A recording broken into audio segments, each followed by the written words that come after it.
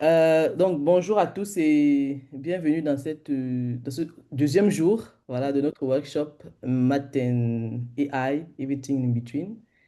Euh, donc, aujourd'hui, c'est une journée très intéressante parce qu'elle est chargée et aussi, nous avons des invités exceptionnels qui vont partager évidemment certains de leurs travaux.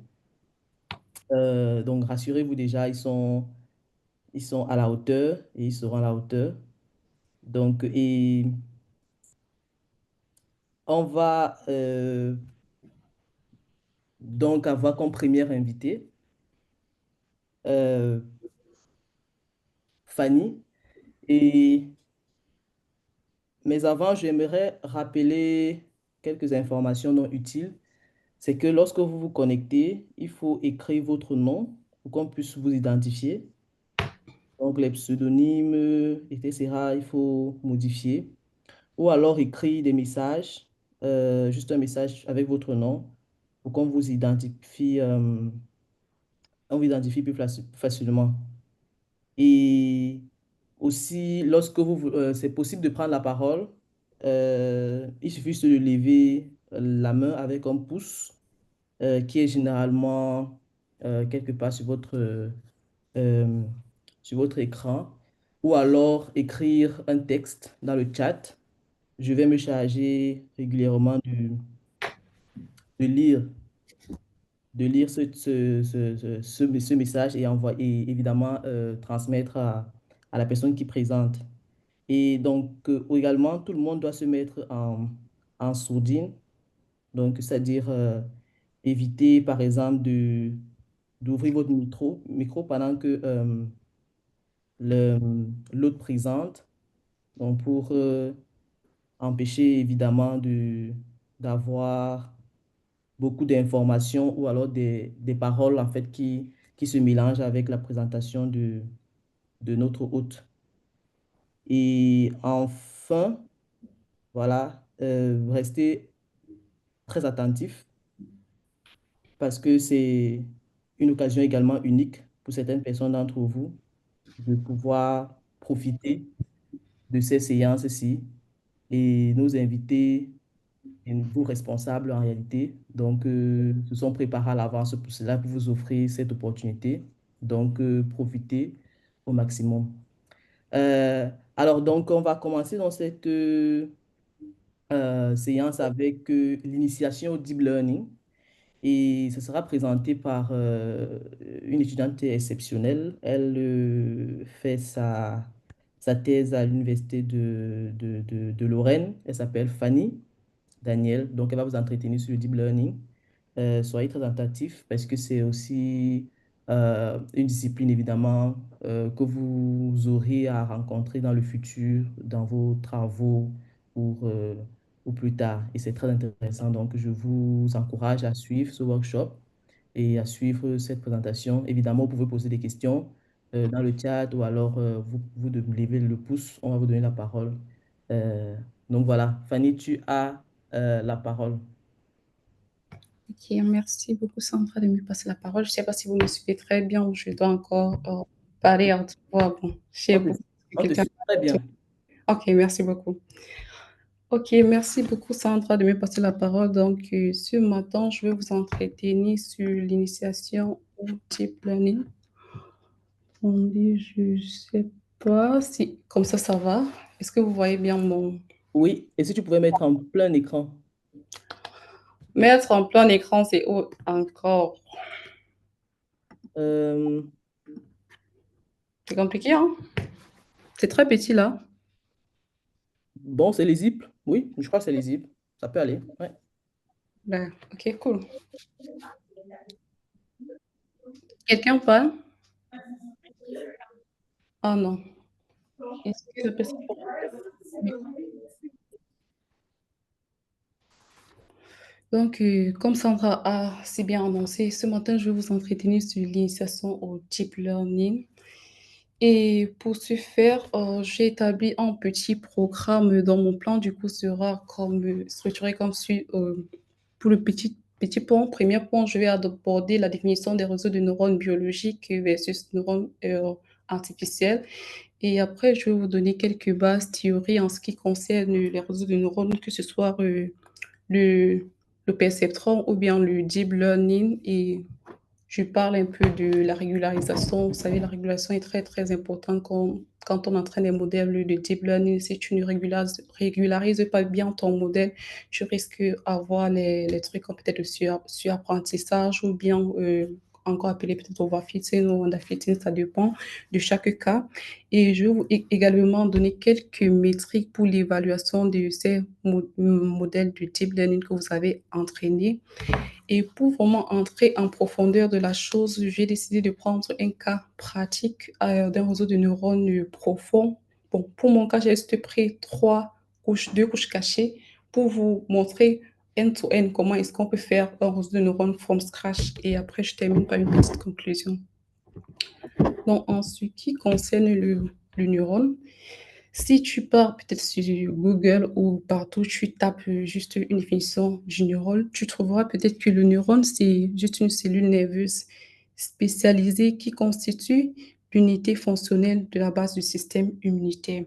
Et quand on regarde le cerveau en soi est constitué des milliers de neurones. Et chaque neurone est connecté par des synapses. Donc, les synapses permettent vraiment d'établir la connexion entre peut-être le message que tu reçois et la sortie.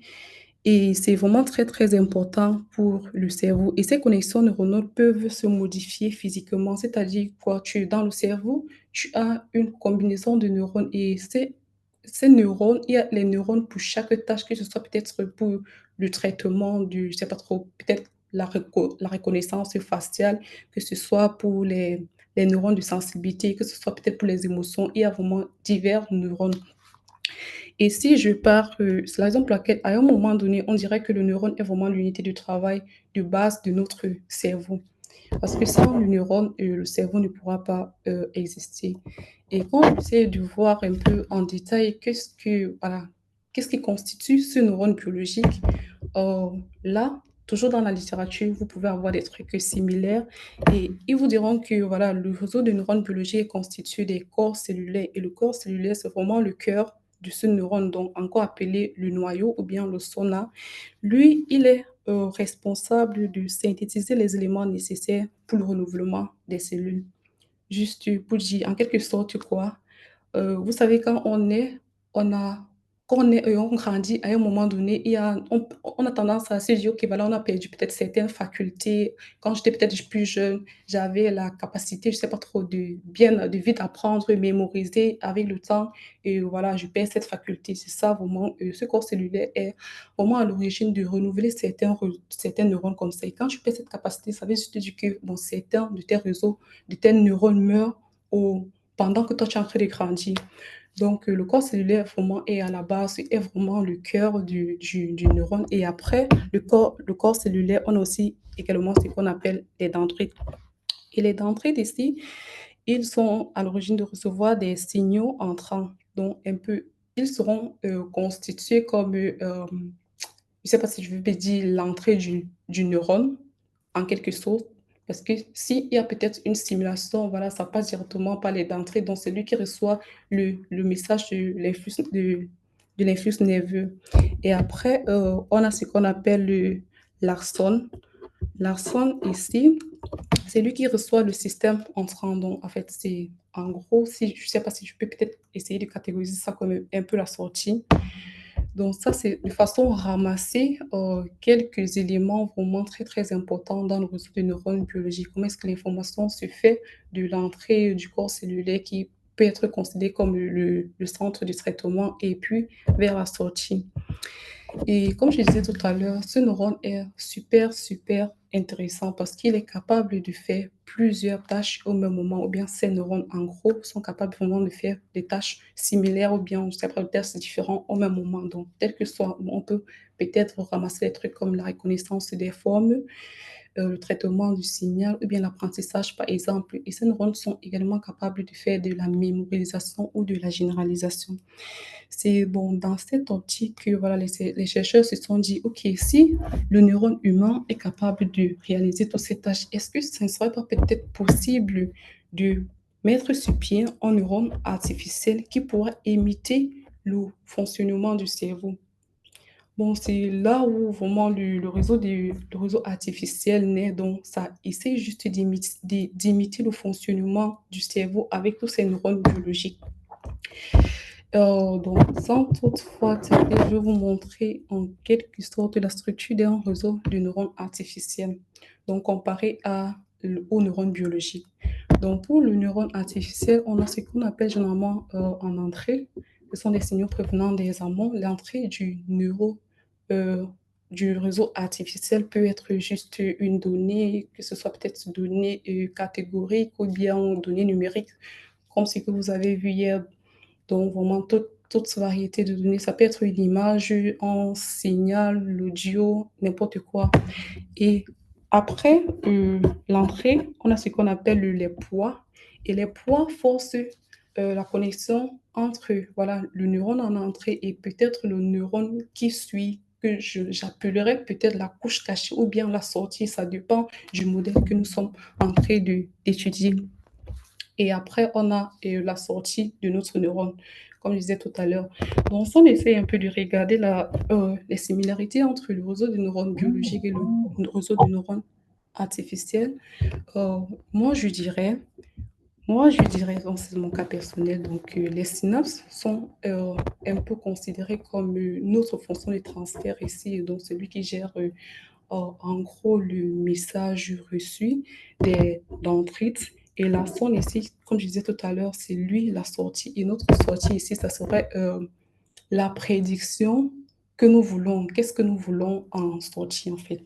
Ça, c'est vraiment de façon ramassée une petite comparaison entre le réseau de neurones biologiques et le réseau de neurones artificiels. Et vous savez, avec la mise sur pied de ces neurones artificiels, plusieurs méthodes d'intelligence artificielle ont été développées, notamment les méthodes classiques telles que la régression linéaire, les supervecteurs machines, les arbres de décision, les gamines et tout ce qui va avec.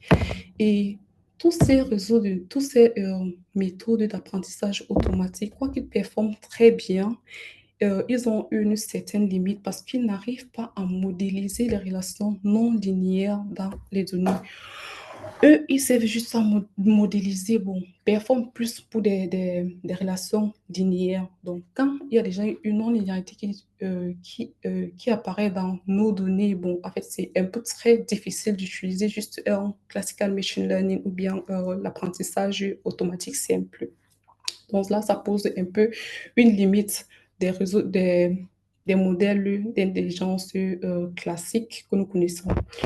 Et si, voilà, comme je disais tout à l'heure, l'une des particularités aussi des deep learning, c'est que voilà, il a la capacité de modéliser toutes ces non-linéarités que nous pouvons rencontrer. Et bon, je parle de deep learning sans vraiment définir ce que c'est le deep learning. Donc, si vous faites une recherche, quickly recherche, qu'est-ce que c'est le deep learning? On va vous dire que c'est un procédé d'apprentissage automatique utilisant des réseaux de neurones possédant plusieurs couches cachées. Donc, la notion du deep learning ou bien de réseau profond vient du nombre de couches cachées que nous rencontrons dans sa structure. Là, j'ai déjà défini ce que c'est le deep learning. Là, tout le monde peut déjà parler du deep learning, essayer un peu d'établir la correspondance entre voilà, le réseau de neurones biologiques et le réseau de neurones artificiels, comment est-ce que ça fonctionne, bien sa structure, les deux structures. Euh, pour se lancer dans le deep learning, il y a certaines bases que, voilà, je suppose que tu dois maîtriser ou bien chacun de nous doit connaître. En ce qui concerne le deep learning, le premier réseau de neurones mis sur pied a été le perceptron, élaboré en 1957 par Ross NAT, qui est juste voilà, un seul neurone à une couche cachée. Donc, quand je dis un neurone, c'est quoi? Ça veut dire que ici, en entrée de mon réseau, ce que j'ai, ce sont des obsèques, bon, des features. Moi, j'aime souvent appeler ça des features. Bon, en français, ce sont des observables, je sais pas trop, entre ce genre. Bon, j'ai tendance à les appeler des features. Donc, en entrée, j'ai là des features et les features, ça peut juste être bon, voilà, une donnée. La donnée, comme je disais tout à l'heure, qu'elle soit peut-être numérique ou bien catégorique, ça dépend. Et après, chaque feature ou bien observation, voilà, est associée chaque point. Donc, à chaque feature ou observation de mon dataset est associé chaque point. Là, vous allez voir, voilà, si j'ai peut-être des neurones pour le cas de fully connected, bien sûr, parce que c'est pas dans tous les cas où les réseaux de neurones en entrée sont directement connectés à la couche suivante. Donc là, si j'essaie de calculer la sortie de mon réseau de neurones à ce point, j'aurais juste voilà, un certain Z, un certain Z, bon, je l'appelle Z, qui est égal à quoi? Qui est égal à quoi? À oméga multiplié par X. Et je tiens à noter que ici, c'est le produit élément par élément. Donc, plus le biais. Là, il y a l'ajout du biais. Ici, à la sortie du neurone, on décide de mettre une fonction d'activation. Ça serait, bon, a priori, dépendamment de la tâche que nous sommes en train de vouloir résoudre. Parce que la fonction d'activation en elle aussi, ça dépend de la tâche. Par exemple, si tu es en train de faire un modèle de régression, je suppose que tu vas utiliser sigmoïde en sortie. Si tu es en train de faire peut-être un modèle de classification, tu vas utiliser sigmoïde, si c'est binary classification. Et donc, classification binaire, ça peut aussi marcher deux fois, mais sinon, vraiment, softmax est recommandé. Et softmax est plus utilisé pour des classifications multiples. Là, je vais un peu essayer d'aller dans l'écriture mathématique du réseau de neurones du perceptrope en une seule couche. Comme je disais tout à l'heure, là, j'ai les observations que j'ai dans mon dataset. Et si je décide d'appeler toutes ces observations, cette couche, comme une variable qualitative x0, et tous mes points, en réalité, pour le cas du fully connected, ici, j'aurais normalement x01, x02, x03, and so on. Alors, jusqu'à x. Par 20. Ok. Et après, C'est bon, tu peux continuer. d'accord, merci. Et comme je disais, ces poids permettent vraiment de relier l'entrée à la couche qui suit. Or là, j'ai mon oméga, ma matrice oméga qui n'est rien que voilà, pour peut-être cette liaison, cette connexion. Ça peut être oméga 1, oméga, celle-ci, oméga 1, 2, oméga 1, 3, oméga, et ainsi de suite, ainsi de suite. Donc là, j'appelle tout ce réseau oméga 1, simplement. Et pour ma couche de sortie, X1, voilà, c'est aussi X1, X1, 1, je ne sais pas trop, jusqu'à la taille du neurone que j'ai ici. Donc, si j'essaie de donner une écriture condensée de la sortie ici, de la sortie ici de la première couche, donc de mes observables, désolé, ou bien de mes features, j'aurai un f de θ de f de x qui est égal à quoi? Si en sortie, j'ai appliqué une fonction d'activation, ça va faire la fonction d'activation multipliée par les poids fois la sortie plus le biais par rapport à cette première couche. Donc, comme je disais tout à l'heure, et θ, c'est quoi? Ce sont les paramètres du modèle. Les paramètres du modèle, c'est quoi dans ce cas? C'est juste oméga 1, B1. Oméga 1, B1, ce sont les paramètres de donc parce que tout le processus du deep learning repose sur l'apprentissage des poids. Voilà. Donc, comme je disais tout à l'heure, sigma, qui est ma fonction non linéaire appliquée en entrée, sera prise dans RD. RD, ici, c'est le nombre de couches sur laquelle le sigma a été appliqué. Et oméga, ce sont des poids, qui est matrice RD fois D1. D pour le nombre de features que j'ai ici en entrée et D en le nombre de features, le nombre de neurones où ils sont connectés. Voilà. Et après, j'ai B, qui est la taille du neurone, comme je viens de le dire, sur la couche où le biais a été appliqué, θ, ce sont les paramètres du modèle. Donc, si je pousse un peu la réflexion un peu plus loin, un peu comme ce que Annie va vous a présenté hier pour le cas de la régression, je prends également un single layer pour la régression. Qu'est-ce que j'aurais si je vais peut-être appliquer voilà, les réseaux de neurones? C'est que elle fait elle prend ceci, également sa variable qualitative x0, sorry. Ici, on a oméga 1 et là, on a sa première couche, voilà, où elle décide de mettre, je ne sais pas trop, peut-être un X1, tout dépend d'elle et tout. Donc, et, et effectivement, ici en sortie, c'est sa prédiction, vu que, je sais pas, elle est en train de prédire le prix des maisons, je fais une régression pour prédire le best price, something like that, quelque chose de ce genre. Donc, à la sortie, voilà, c'est un truc réel. Si je veux donc donner l'écriture condensée de ceci, qu'est-ce que j'aurais? Vu que là, j'ai oméga 1, ici j'ai oméga 2, et ici j'ai une sortie.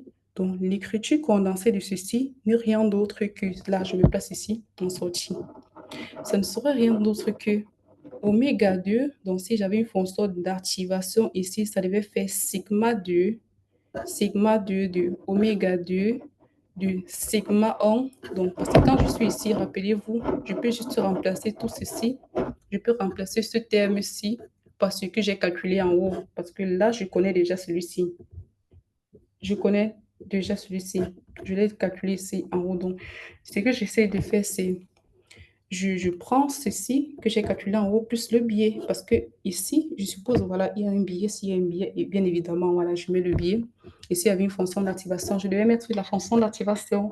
Et si on essaie un peu de regarder, faire l'analyse dimensionnelle, bien c'est juste de regarder si les dimensions étaient respectées. Voilà, je me place là à oméga 1. Tout à l'heure, je l'ai dit, oméga 1 appartient à RD fois D1, qui sont les poids de la première couche du CC. Après, j'ai B1 qui appartient à D1. Oui, ça marche. Après, j'ai oméga 2 qui appartient à D1. Oui, oméga 2, c'est ici. Normalement, oui, ça prend les couches de celui-ci fois D1 parce que la sortie, pardon, fois 1, sorry. Désolé, parce que ici, la sortie, c'est juste une couche. Maintenant, le biais appartient à R tout simplement parce que voilà, ce n'est qu'un seul neurone, donc ça appartient à R pour la deuxième couche. Et maintenant, les paramètres du modèle ont augmenté par rapport à ce que j'avais tout à l'heure. Donc, j'ai maintenant oméga 1, oméga 2, B1, B2. Voilà, parce que là, maintenant, il y a le oméga 1, le oméga 2, B1, B2. Donc, si j'entraîne ce modèle, l'optimisation se fera sur ces paramètres. Et si, voilà, pour la classification, c'est le même principe. La seule différence que la fonction d'activation que j'applique en sortie, elle est différente de ce que moi j'ai appliqué pour le cas de la régression, comme je disais tout à l'heure.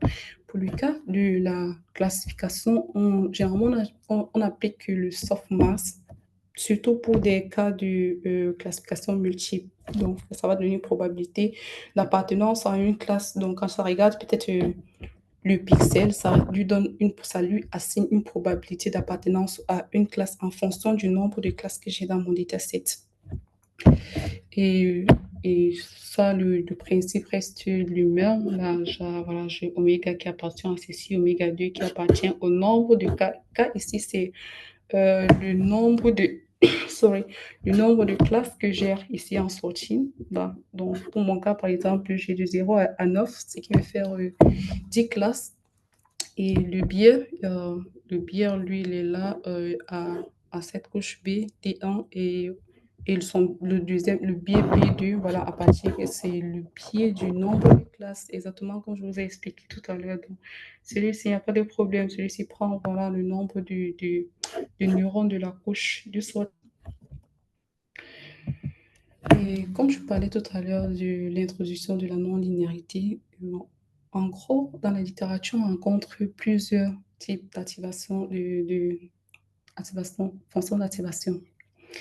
Notamment, les plus utiliser la fonction sigmoïde, voilà, que je vous ai donné une représentation mathématique, une expression mathématique et un graphe. Donc, sigmoïde va juste voilà, prendre et puis essayer de regarder la probabilité d'appartenance par rapport à un certain seuil. Voilà, quand ça dépasse peut-être 0,5, voilà, ça le met ici, ainsi de suite. Et puis, je prends la fonction ReLU, qui est aussi notamment bien utilisée, surtout dans les couches cachées, qui existe le max entre 0 et x et qui va donner x si x est positif et 0 si x est négatif. Après aussi, il y a la fonction tangente, voilà, avec, que nous tous nous connaissons, voilà, avec sa courbe. Pour certains qui veulent aussi souvent pousser un peu plus loin, il y a Likirelu, il y a Masshaus, il y a Elu, et sans tous oublier le sigmoïde, que bon, voilà, je n'ai pas pris la peine de donner peut-être sa fonction mathématique. Je crois que c'est 1 sur 1 plus exponentielle de moins x, un truc de ce genre. Là, on vient d'apprendre ce que c'est le perceptron. Donc voilà, le perceptron, c'est un réseau de neurones, voilà, une couche. Tu peux peut-être faire de la régression, tu peux faire de la classification. Et puis, on essayait de voir que si tu augmentes le nombre de couches, comment est-ce que voilà, tu vas procéder, genre calculer les sorties en fonction des couches. Et en tout cas, si je parle maintenant du multilayer perceptron, multilayer perceptron, je te dis, voilà, j'ai ajouter assez de couches. Ça peut être bon, euh, les couches peut-être partant de 1, je ne sais pas trop, jusqu'à N prise dans herbe. Donc, je peux peut-être mettre 50 couches, ça dépend, peut-être 20 couches, ça dépend de la tâche que je suis en train de faire et ça dépend aussi des données. Donc, voilà, quand on parle vraiment du multilayer perceptron, voilà, c'est ce qu'il s'agit de rendre vraiment le réseau un peu plus dense. Et ici, j'ai décidé d'essayer en machine learning. Il y a deux éléments souvent très indispensables, ou bien deux opérations souvent très indispensables, ce qui s'appelle la propagation avant et la propagation arrière. Donc, là, j'ai décidé de travailler avec ce réseau de neurones. Donc, je considère mon réseau de neurones suivant où j'ai ma première couche cachée l'ensemble des observations. Après, j'ai nommé la variable qualitative x0.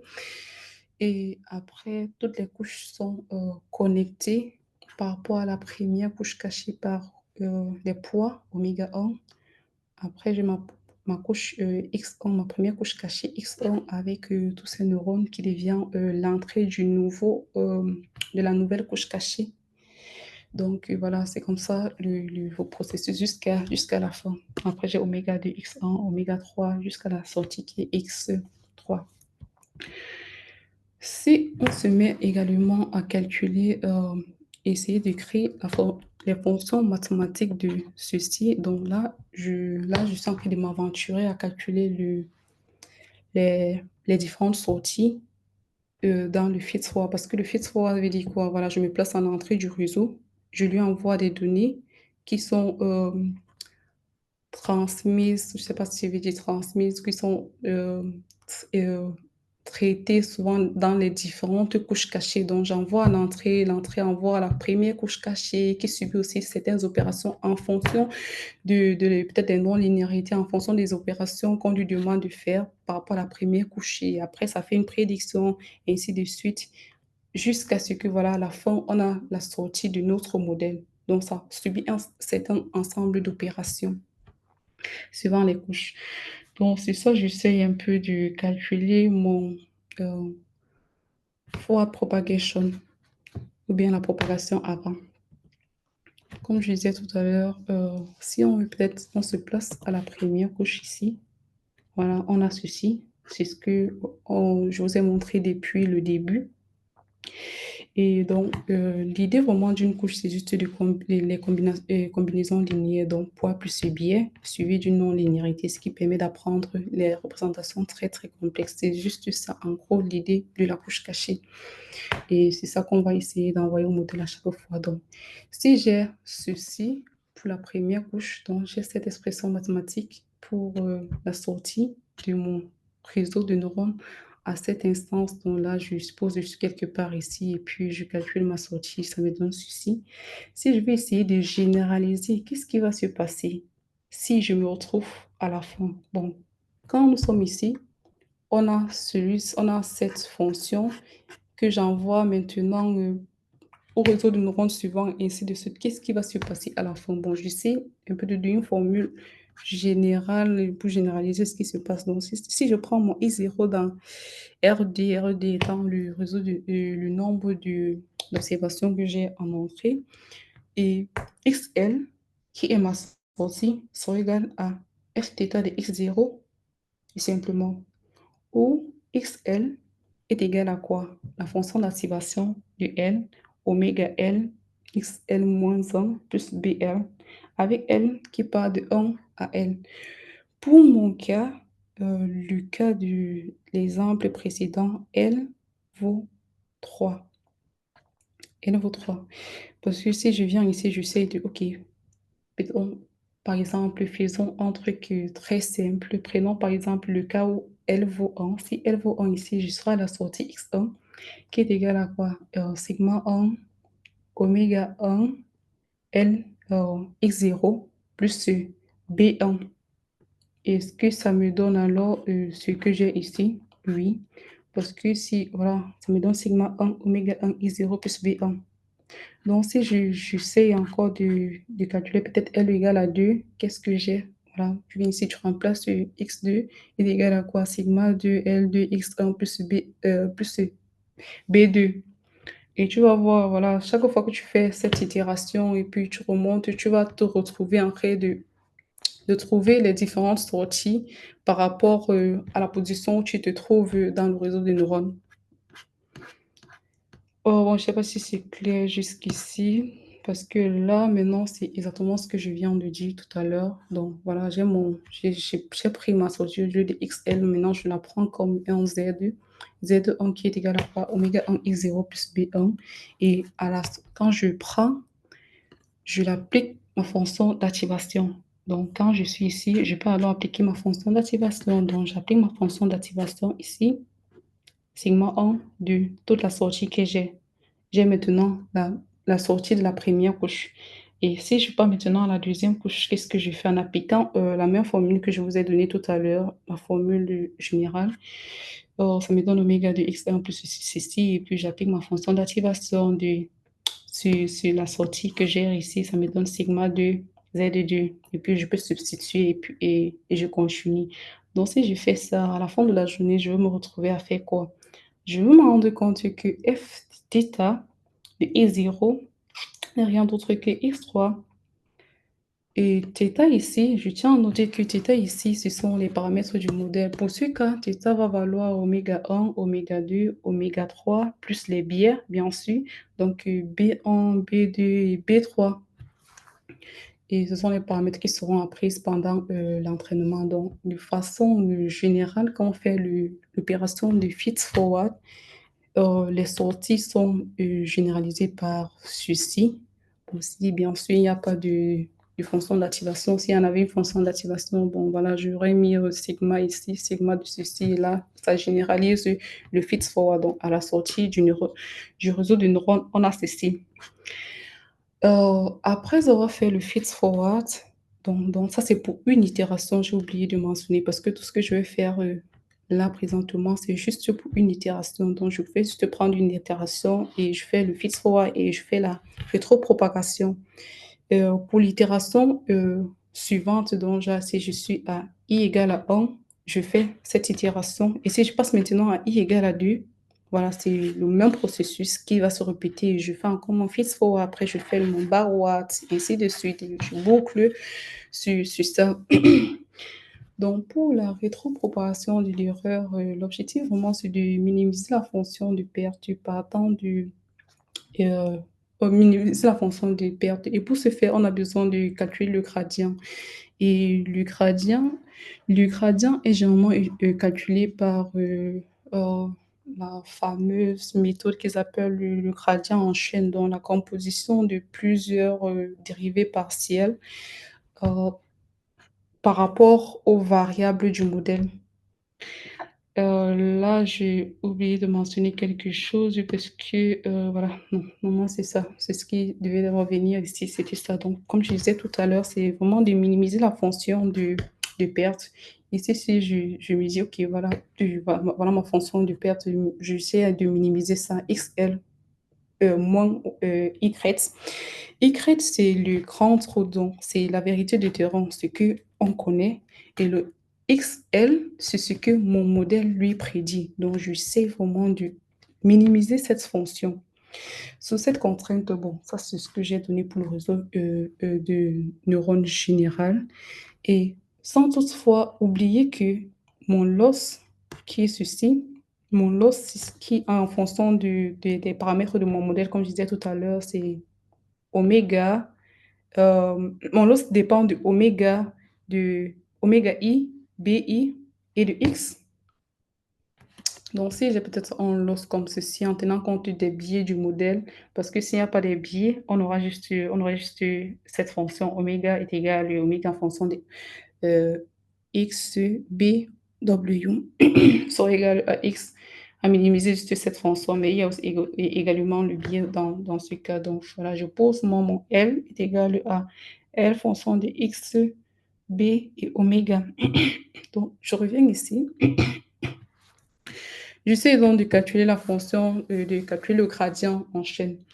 Donc, des paramètres à optimiser, oméga i, bi et xi. Donc, voilà, si je sais pas si vous êtes familier avec cette fonction, c'est juste, voilà, la dérivée du loss par rapport à oméga i, c'est juste la composée du loss par rapport à la sortie.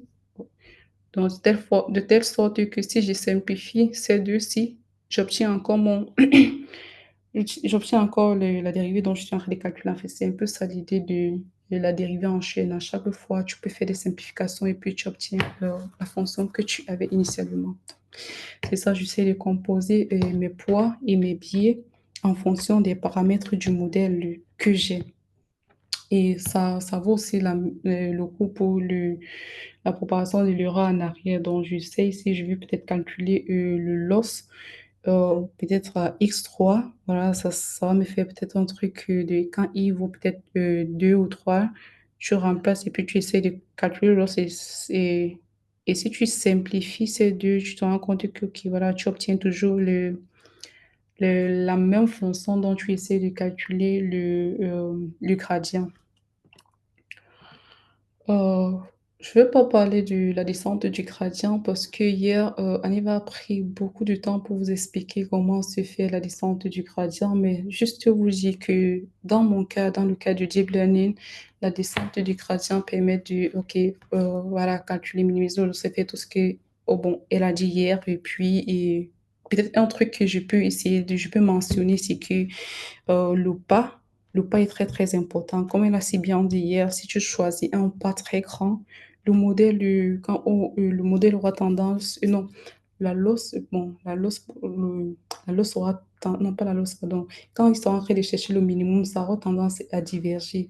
Par contre, si tu choisis un pas qui est plus petit, voilà, la convergence sera très, très lente. Bon, c'est peut-être ça que je trouve un peu très, très important à rappeler. Et sinon, la mise à jour des paramètres ou bien des poids du modèle, ça reste les mêmes. Donc, voilà. Ici, c'est Neta, c'est juste le learning rate qu'il faut également choisir de façon judicieuse. Euh, voilà, quand je vous parlais de la rétropropagation en arrière, donc en arrière, c'est qu'on cherche c'est à calculer le loss en fonction des différentes entrées.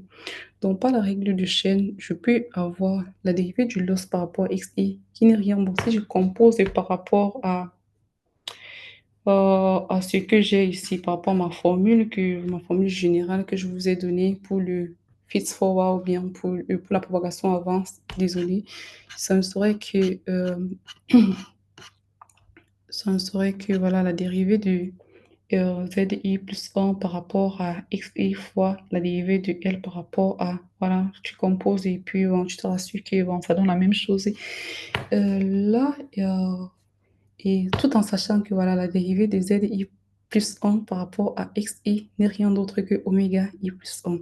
Donc, à la fin, ce que tu auras, c'est la dérivée de L par rapport à xi qui est égal à oméga i plus 1 delta de i plus 1. Delta de i, c'est juste l'erreur par rapport à la couche où tu es en train de calculer. Donc, en fait, c'est ça. C'est ça le delta, l'erreur par rapport à la couche où tu es en train de calculer. Euh, voilà, l'objectif vraiment de la rétropropagation, c'est propager l'information de l'erreur venant de la sortie vers les couches cachées afin de calculer le gradient. Donc, c'est très simple, juste, voilà, rétropropagation. Tu quittes de la sortie du neurone, tu essaies de calculer les erreurs suivant toutes les couches jusqu'à ce que tu arrives encore à l'entrée de ton réseau et tu mets à jour les poids et les biais.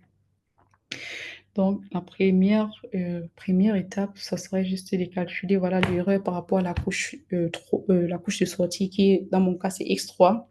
Donc, si je me dis, OK, voilà, je vais calculer un certain delta de 3, ça serait juste les dérivés de l'os par rapport à Z3. Et Z3, je vous ai montré tout à l'heure comment calculer ceci, qui n'est rien d'autre que la dérivée de l'os par rapport à X3 fois sigma 3 Z3. Sigma 3 prime, c'est quoi? Sigma 3 prime, c'est juste la dérivée de la fonction d'activation. Donc, la dérivée de la fonction d'activation, à chaque fois, je vais l'ajouter.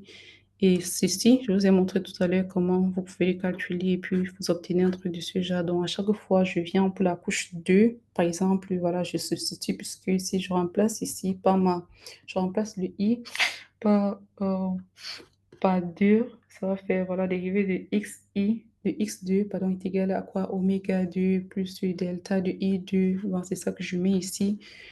Sans toutefois oublier que sur cette couche, j'ai appliqué une fonction d'activation donc fois élément pour élément de la fonction de l'activation, la dérivée de la fonction de l'activation.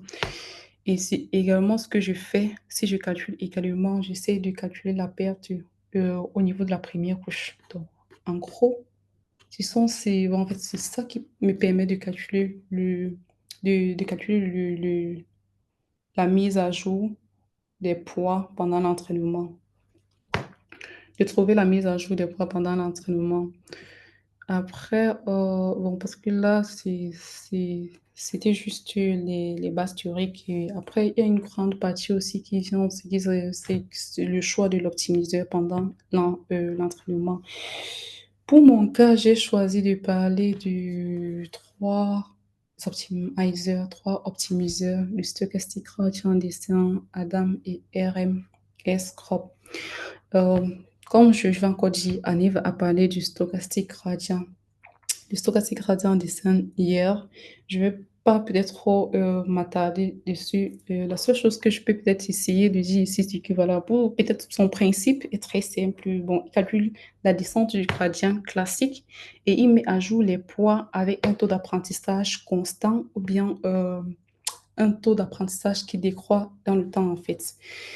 Euh, Concernant les échéances en mémoire, je dirais que c'est peut-être très faible. Pourquoi? Parce que il ne permet que, bon, en fait, quand tu calcules le stochastique gradient descent, ça te permet uniquement de stocker les poids pendant l'entraînement.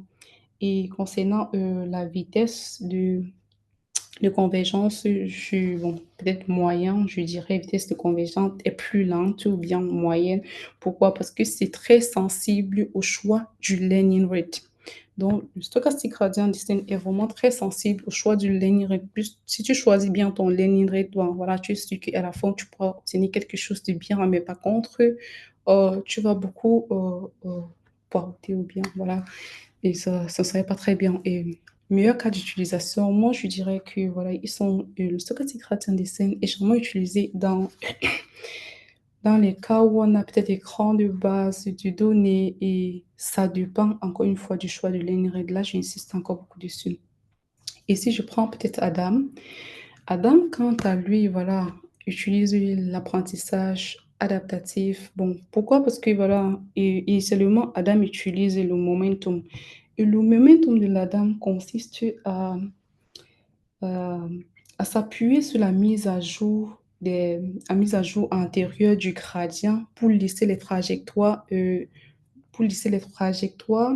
pendant l'apprentissage, les trajectoires de l'os pendant l'apprentissage, ce qui fait que, voilà, Adam, de nos jours, avec ses différents variants, est très puissant en termes d'optimizer, beaucoup les utilisent vraiment.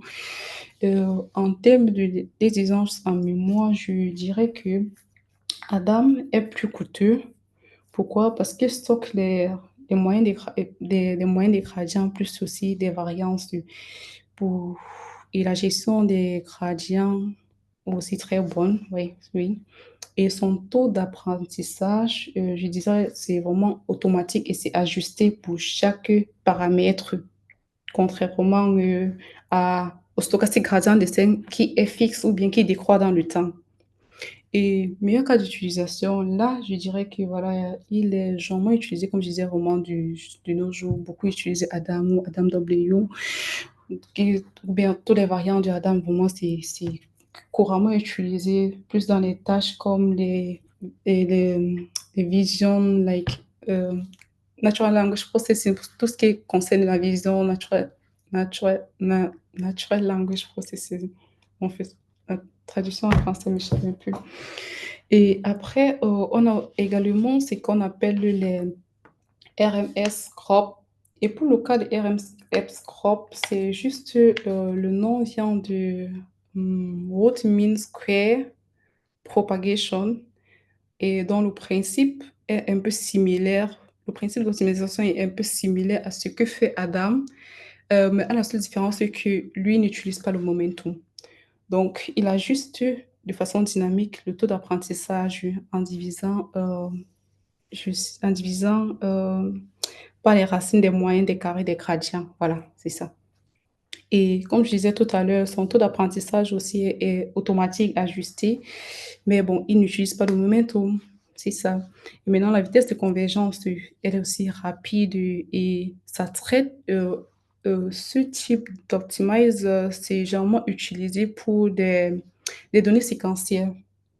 Les données séquentielles, c'est pas très bon pour les données stationnaires, donc généralement utilisé pour les tâches qui dépendent du temps. Je sais pas trop, peut-être les gens qui utilisent des time series data ou bien les euh, peut-être comment, les audios, en fait, ce sont généralement les time series data. Bon, ça dépend vraiment de ce que tu es en train de chercher, mais tant que ta donnée est temporelle, ça serait peut-être un bon optimizer que tu peux utiliser.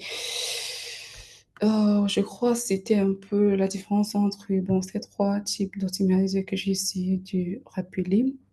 Et comme je disais tout à l'heure, voilà, quand tu choisis ton optimizer, il faut vraiment bien choisir ton learning rate parce que si tu mets un learning rate trop grand, voilà, ça, le modèle va diverger. Et puis, si tu mets un learning rate très petit, la convergence sera très, très lente. Et bon, on dit souvent, la solution, c'est bien choisir son learning rate, bien choisir son optimizer en fonction de la tâche que tu veux effectuer ou bien initialiser. C'est pas aussi. Euh, euh, pour la régularisation, il y a généralement un truc qu'on rencontre quand on fait l'entraînement des réseaux de neurones profonds. Il y a ce qu'ils appellent le sur-apprentissage ou le sous-apprentissage. Donc, sur-apprentissage, ça vient le nom anglais, c'est overfitting, et le sous-apprentissage, c'est underfitting. Et je vais commencer par le overfitting. Le overfitting veut juste dire quoi quand on a un truc de overfitting? Ça veut dire que le modèle apprend trop des détails du jeu de l'entraînement. Donc, le modèle apprend trop des détails du jeu de données de l'entraînement. Et en quelque sorte, ce qui pourrait se cacher derrière, c'est que simplement la variance est trop élevée par rapport au biais. Le biais est très faible ou le modèle que tu utilises est très complexe. Parce que voilà, c'est le modèle aussi que tu utilises est très complexe en fonction du, peut-être la donnée, je sais pas trop. C'est normal que tu puisses avoir, ou bien, oui, tu puisses avoir un sur-apprentissage.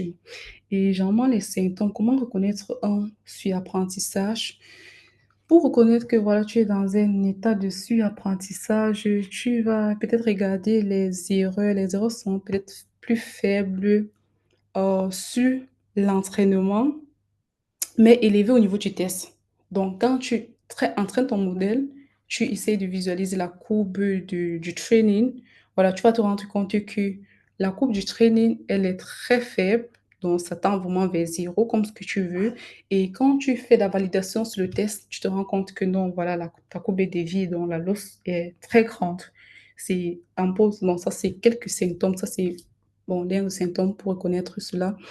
Ou bien, tu pourras également, faire aussi tracer le plot entre le training et la validation tout simplement sans peut-être utiliser le test et tu vas te rendre compte que voilà, s'il y a quelque chose qui cloche quelque part, donc voilà, les 2 courbes sont censées peut-être converger, qui n'est pas le cas.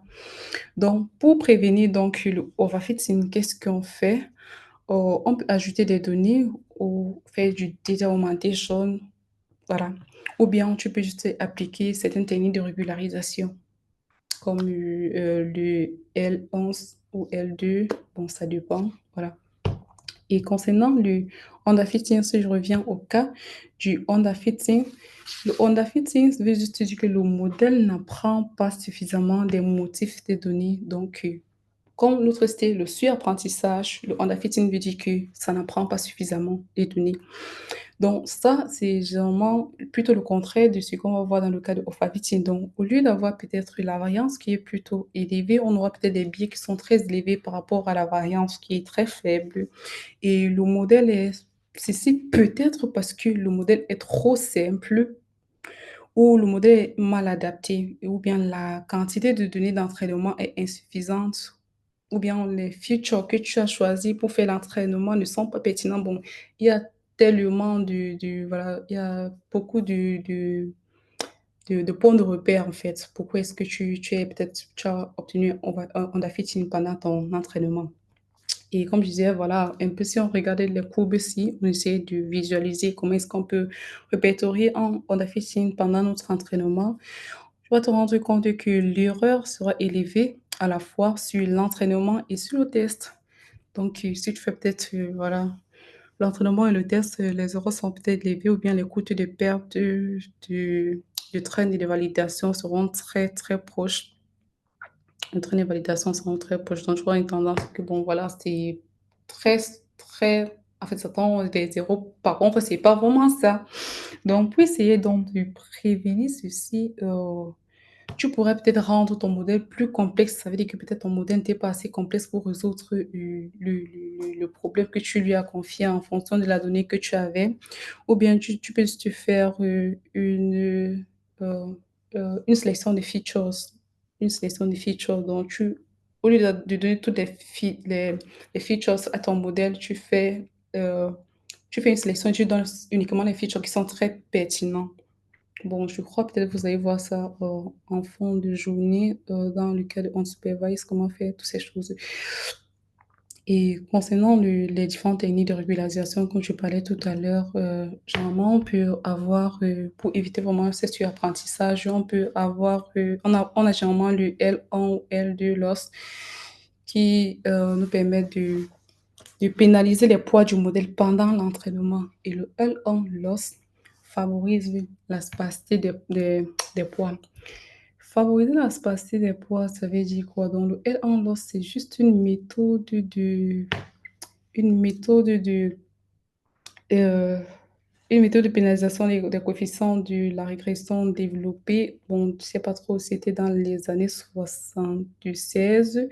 Donc, ça favorise vraiment la spacité des poids et en pénalisant plutôt, c'est en ajoutant ce terme. Donc, lambda ici représente l'hyperparamètre qui permet de régulariser les poids pendant l'entraînement, bon, si je peux dire ainsi. L'effet vraiment, c'est l'effet d'appliquer cette pénalité sur cette loss. Bon, ça, c'est encore ma loss que j'ai définie dès le début, bien évidemment. C'est de pousser cet emploi à aller vers 0, donc à tendre vers 0.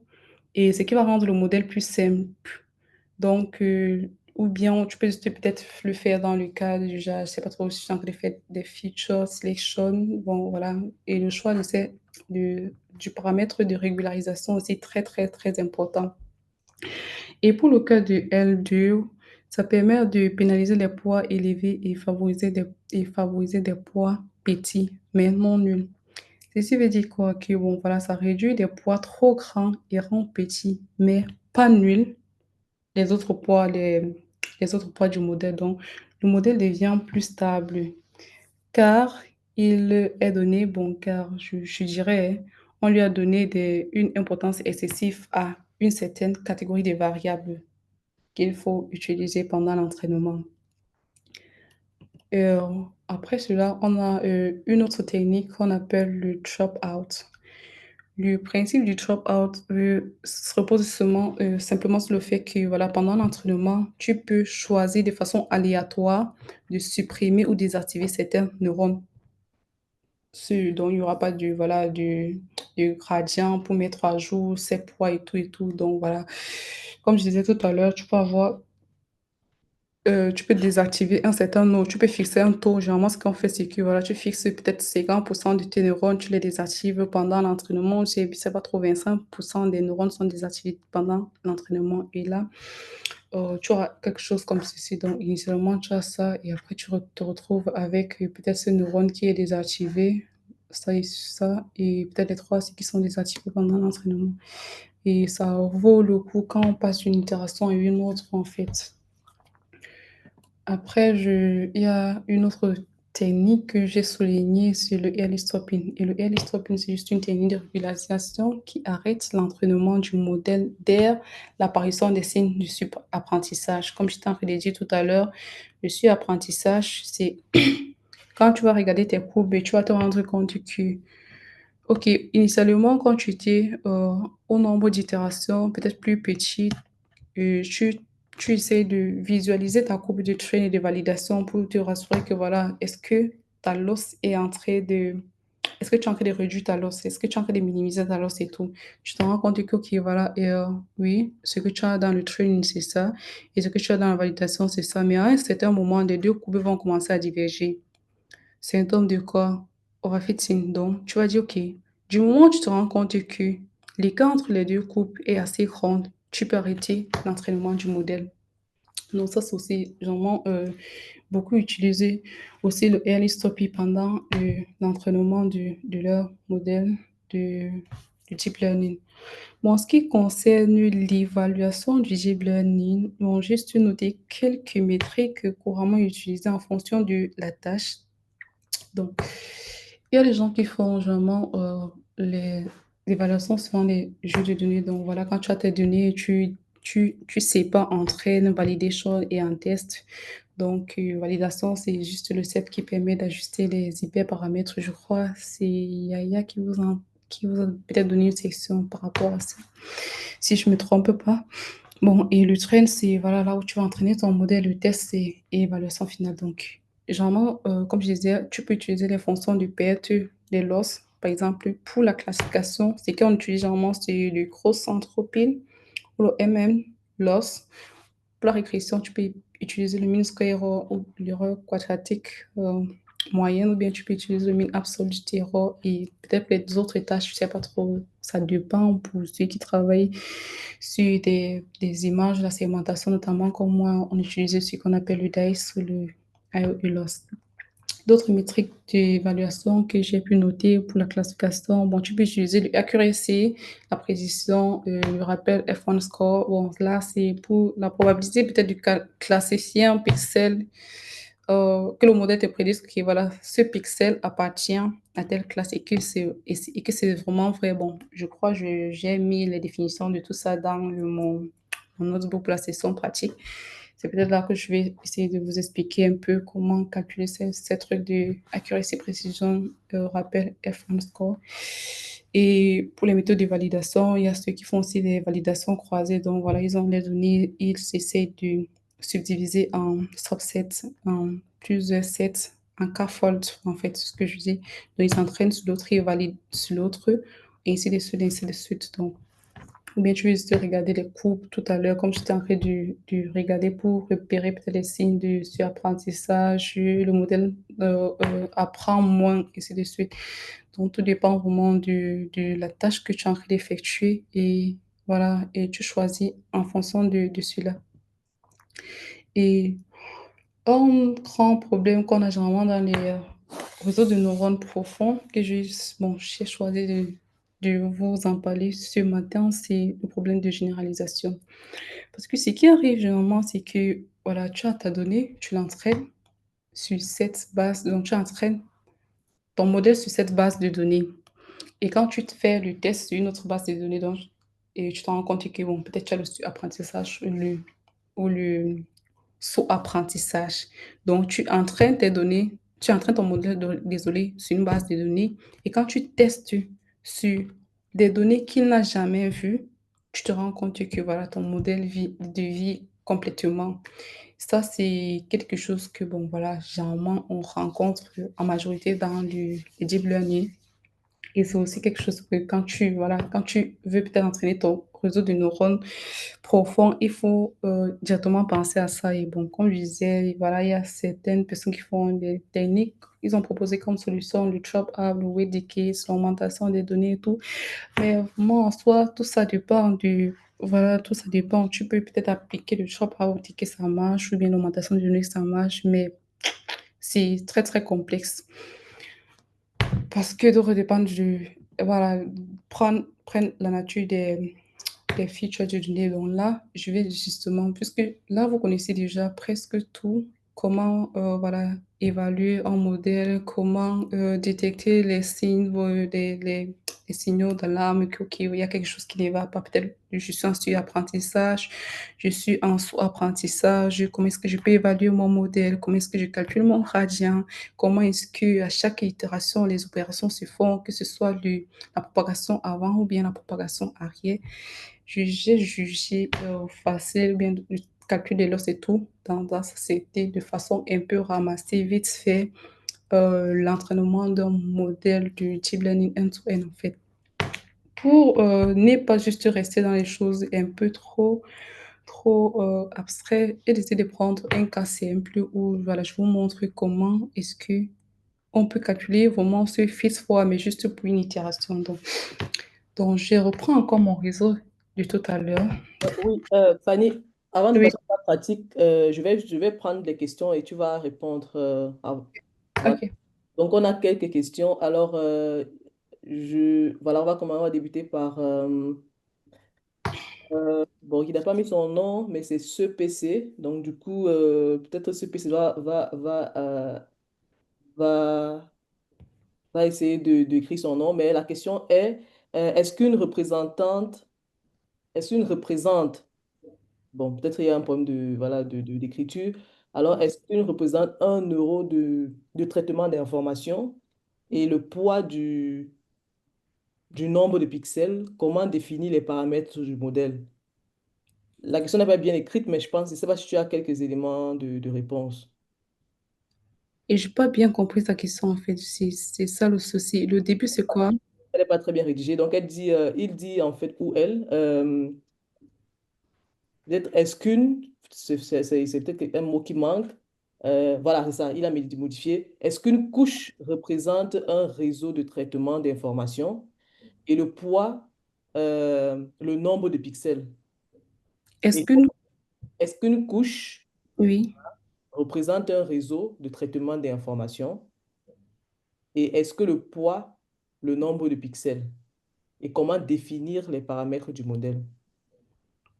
OK. Et la personne demande si est-ce qu'une couche représente le nombre de réseaux de neurones du truc, du modèle, et comment définir les paramètres du modèle dans ce cas, c'est ça? Ça, OK. Est-ce qu'une couche, je ne sais pas ce que tu appelles par couche, je ne sais pas si tu parles de la couche cachée ou bien, je ne sais pas. Parce que normalement, si tu veux parler des couches cachées, ce ne sont pas les couches cachées qui définissent peut-être les features ou bien les paramètres du modèle, en fait. Tout dépend du nombre d'observations que tu en as entrées. Donc, je saurais vraiment pas te dire, voilà, si peut-être j'ai un pixel, donc si j'ai une image avec 250 pixels, 250 pixels, je prendrai chaque pixel, à chaque pixel, tu associeras ça à une observation. Bon, là, ça dépend. Parce qu'il y a souvent ce que, oui, tu peux peut-être le faire parce que quand je me rappelle bien, quand on prend les images et puis on essaie de faire le flatten, puisque quand tu as une image, c'est une matrice, tu peux essayer de mettre la matrice sous forme de vecteur. Et quand tu mets la matrice sous forme de vecteur, ça devient une colonne, donc ça devient un peu comme ceci. Et de là, maintenant, tu peux associer à chaque pixel un point, en fait. Je ne sais pas si j'ai répondu à ta question.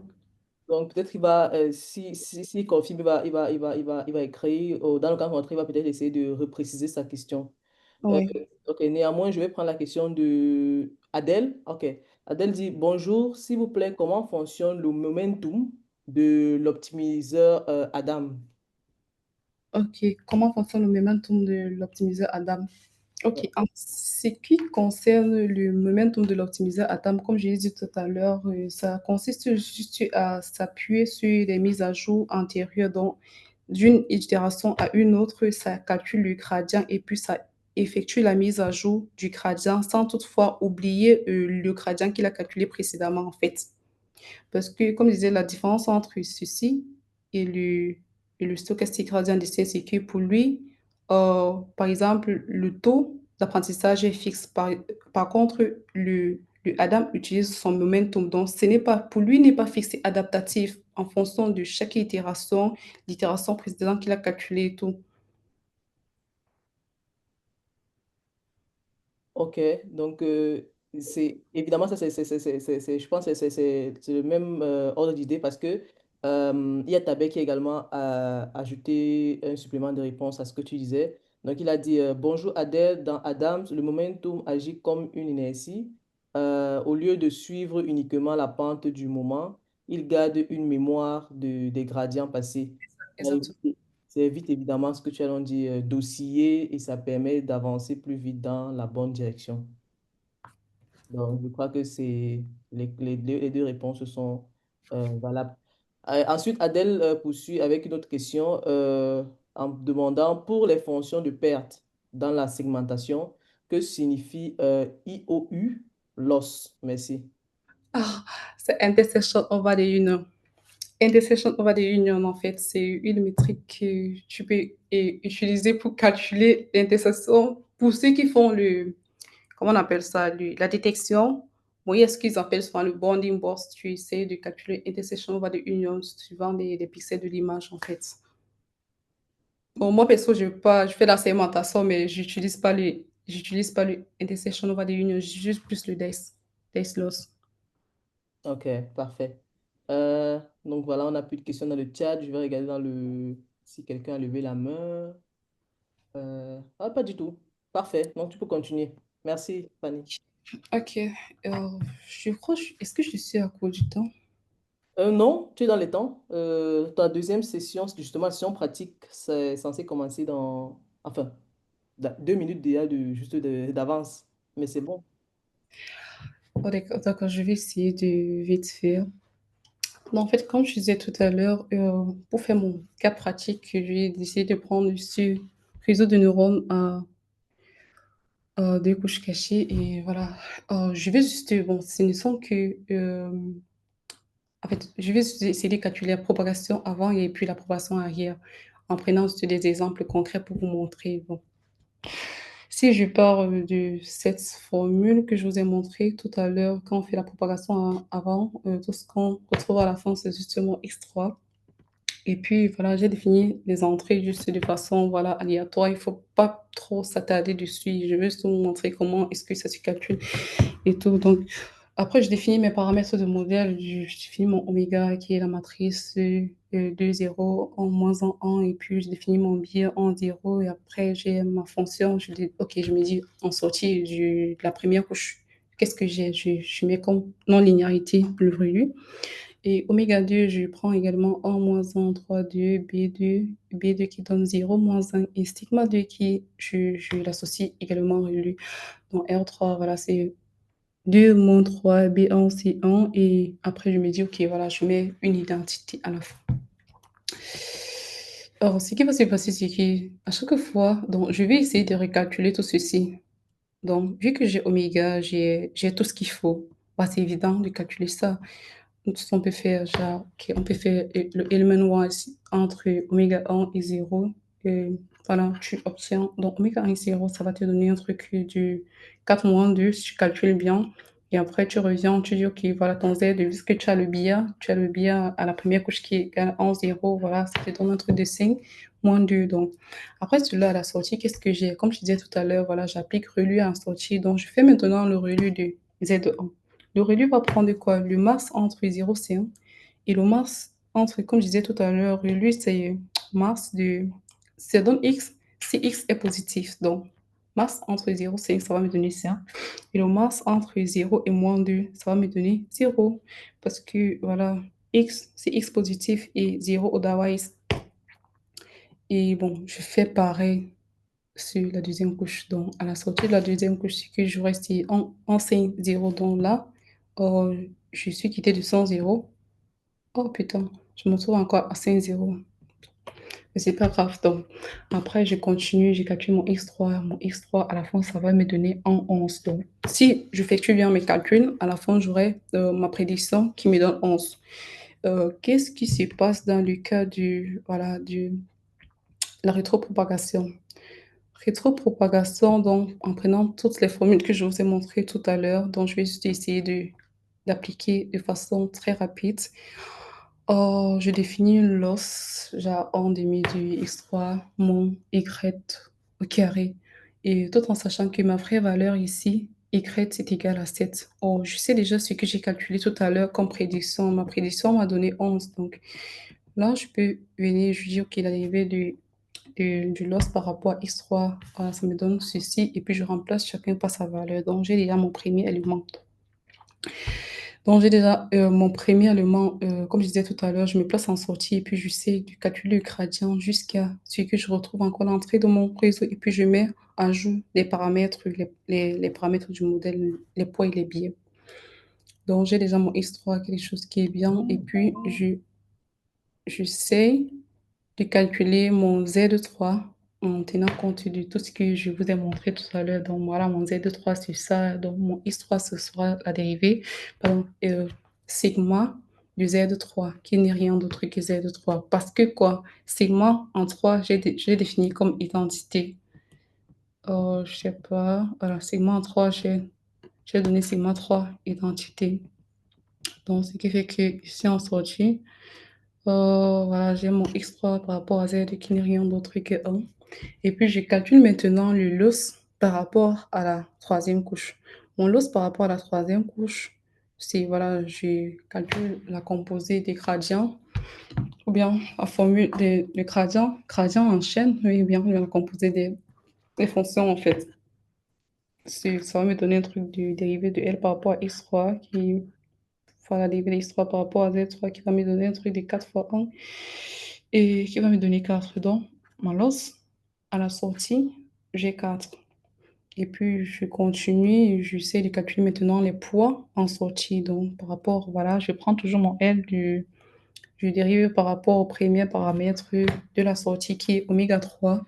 Donc, d'après la formule que je vous ai donnée tout à l'heure, ce n'est rien d'autre que euh, la loss à la sortie fois x2 transpose. Bon, en fait, je mets aussi le transpose pour me rassurer que après avoir fait l'analyse dimensionnelle, voilà, que je reste dans les normes et que je ne commence pas peut-être par un Z qui prend, qui est en Rn, je sais pas trop, avec un X qui est Rn, mais après je calcule la dérivée, je calcule ma matrice, je me trouve, au lieu d'avoir un truc de R, de NM, j'ai plutôt des trucs qui ne sont pas cohérents. Donc, à chaque fois, il faut toujours se rassurer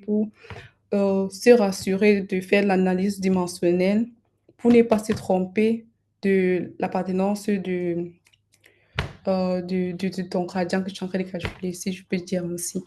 Parce que si à un moment tu ne mets pas de transposé pour rentrer encore les choses dans les normes, tu vas te retrouver peut-être à assigner une dimension qui n'était pas vraie, qui n'est pas la bonne. Donc, il faut vraiment vérifier ça.